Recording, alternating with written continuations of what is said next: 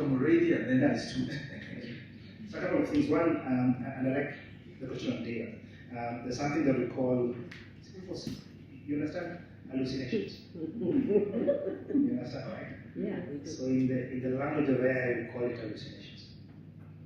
So AI has a habit of hallucinating. So in that video, you saw hallucinations.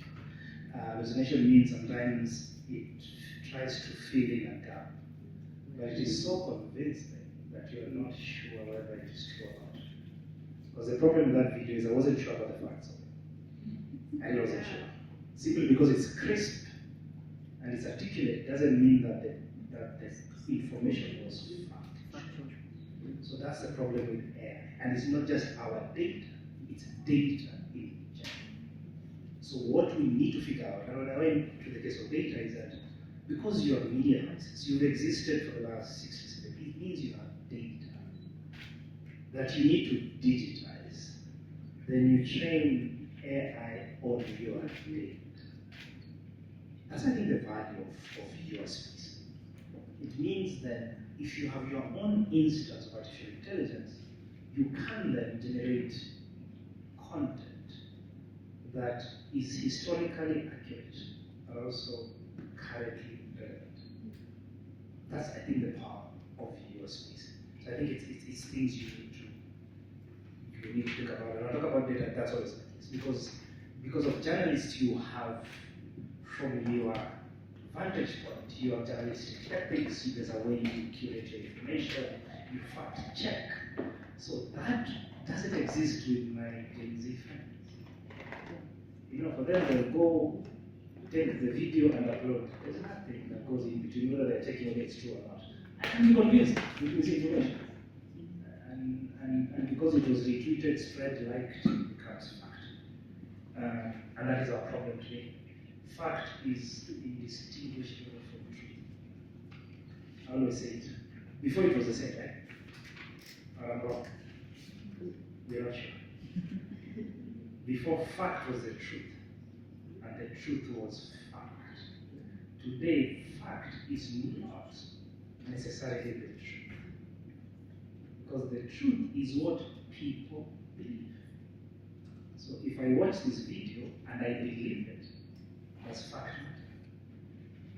Question of throwing, eh? So that's the challenge of this exponential explanation. I think in terms of, there's also a part you mentioned in terms of just our data not being there. I think also part of the work a lot of us are trying to think about is this whole issue of linguistic diversity, right? So it's just not about even our data not being there. It's also about our culture not being there. It's about our vernacular languages not being there. Take the media and you're already speaking vernacular. You can really help in that particular space where we can digitize your vernacular content to be able to build our language corpus of vernacular content for AI to be trained on. So I think there's a good role there for the media to actually do that, so that even when we bring translations, at least we have some good content that has been built by journalists. In terms of, I think, leadership and agility, and you asked me, what are we thinking from where I sit? One, of course, is even how the AI strategy was built. I don't know where you are, but I think it's been about 7 months in consultation. At the moment, it was led not by government, but by a team of multi-sectoral groups that included civil society who are part of curating the AI strategy. And remember, we went for strategy, not a legislation. So that also speaks to our thinking, that you should not rush to legislate a technology that you do not understand and it evolves very quickly. So even this in itself is a kind of innovation. Other countries have gone and done an act. So you had the EU AI Act. I would say there are problems because AI has changed. So that this agility mindset is very important. Tied to the question my colleague was about Parliament, is that we are a very interesting parliamentary committee on technology led by Honorable John Kerry, who also is thinking through this in a way that also ensures that we do not stifle innovation. Govern AI, not regulate, govern AI in a way that then unlocks our development potential. Because the problem is that if you go the hard regulation way, The risks are fine, but the benefits outweigh the risks. Because if today I can have, targeted therapies for a human being, I can have, curated learning content for a student who has different learning capabilities than the one in a group of schools. The benefits outweigh the cons if we create an environment where there's safe and security around artificial intelligence. So that has been really the concern around how we identify these things. We also have undertaken a route around principles. So a month ago, before in January, you could have seen it that Honorable Minister Kapogo and a couple of us were sitting around a conversation around principles. Because sometimes maybe that's a better way to approach these issues, so that as a sector, then you can use the principles to develop your own governance mechanism. And the principles are universal. Right? It's about safety, it's about security because of cyber, but also it's about inclusivity, as you've seen, inequalities are rising. It's about sustainability, that using technology should not be creating more challenges and problems around the environment. It's about trust. And really it's about building public trust. Because you've seen, as I said, if truth, right, and facts are things now where problems with, it has serious implications on trust in society.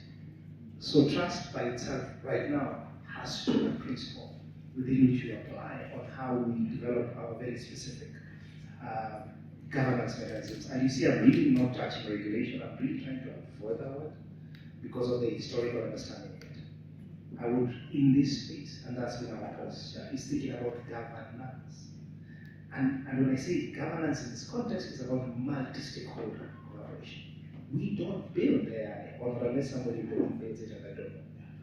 Right? It's being built by companies. They understand where they're going in their development trajectory of building AI. So how will you govern them without knowing what they're doing? So it has to be multi-stakeholder collaboration where you're having a conversation with tech companies.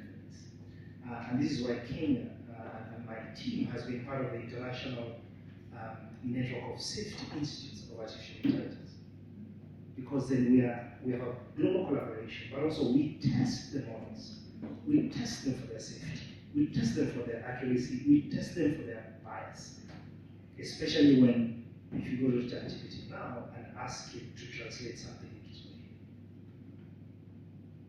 you need somebody to check whether that translation is accurate, and somebody did